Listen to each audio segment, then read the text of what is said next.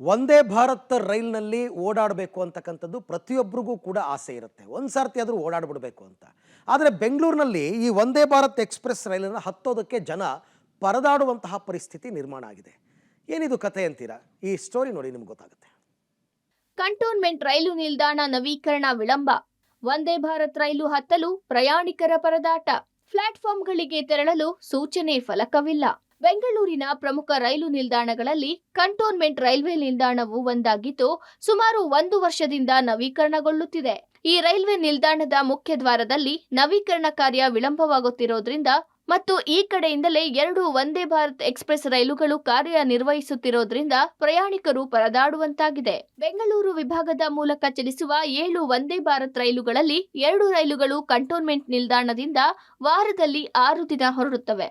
ಒಂದು ಕೊಯಂಬತ್ತೂರಿಗೆ ಮತ್ತು ಇನ್ನೊಂದು ತಿರುಚಿ ಮೂಲಕ ಮದುರೈಗೆ ಹೊರಡುತ್ತೆ.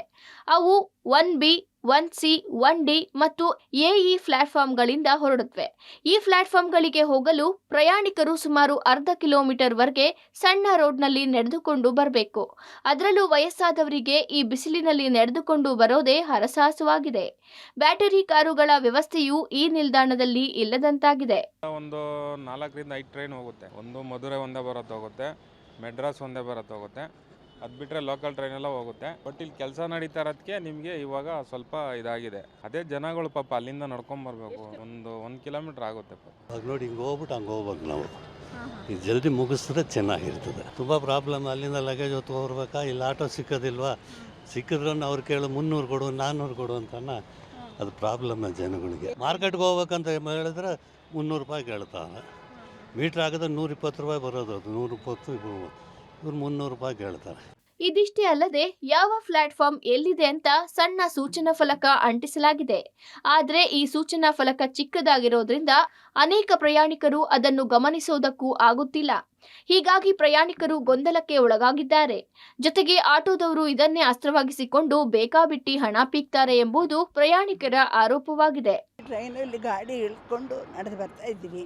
ನಾವು ವಯಸ್ಸಾದವರು, ಸ್ವಲ್ಪ ತೊಂದರೆ ಆಗುತ್ತೆ ನೋಡಿ. ಬ್ರೀದಿಂಗ್ ಪ್ರಾಬ್ಲಮ್ ಬರ್ತಿದೆ. ಭಾಳ ಕಷ್ಟವಾಗಿದೆ. ಶ್ಯಾಡೋ ಇಲ್ಲ, ಈ ಥರ ಬ್ಯಾಟ್ರಿ ಕಾರ್ಗಳಿಲ್ಲ, ಪ್ಯಾಸೆಂಜರ್ಸ್ ಕಮ್ಯುನಿಟೀಸ್ ಕಡಿಮೆ ಆಗಿದೆ. Work they may undertake the work. It should be done very fast. They cannot delay like this. ಇಲ್ಲಿ ಚೆನ್ನಾಗಿದ್ದರೆ ಸ್ವಲ್ಪ ಒಳ್ಳೇದಿತ್ತು. ఎందుకంటే ಟ್ರಾಫಿಕ್ ಜಾಸ್ತಿ ಆಗ್ತಾಯಿದೆ, ಹೋಗೋವರೆಗೂ ಬರೋವರೆಗೂ.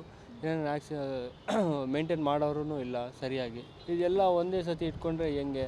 ಸ್ವಲ್ಪ ಮಾಡ್ಕೊಂಡು ಬಂದಿದ್ರೆ ಚೆನ್ನಾಗಿರುತ್ತೆ. ಎಲ್ಲ ಒಂದೇ ಸತಿ ಹೊಡೆದ್ಬಿಟ್ಟು ಹಂಗೆ ಇಟ್ಟರೆ ಪಬ್ಲಿಕ್ಗೆ ಪ್ರಾಬ್ಲಮ್. ಇನ್ನು ಈ ರೈಲ್ವೆ ನಿಲ್ದಾಣದಲ್ಲಿ ಅಧಿಕಾರಿಗಳಾಗಲಿ ಅಥವಾ ಪೊಲೀಸರಾಗಲಿ ಇಲ್ಲದ ಕಾರಣ ಪ್ರಯಾಣಿಕರಿಗೆ ತೊಂದರೆಯಾಗ್ತಿದೆ. ಆದಷ್ಟು ಬೇಗ ಕಂಟೋನ್ಮೆಂಟ್ ರೈಲ್ವೆ ನಿಲ್ದಾಣ ಕಾಮಗಾರಿ ಮುಗಿಯಲಿ ಅನ್ನೋದು ಪ್ರಯಾಣಿಕರ ಒತ್ತಾಯವಾಗಿದೆ. Aruna Shiraguppi, public TV, Bengaluru.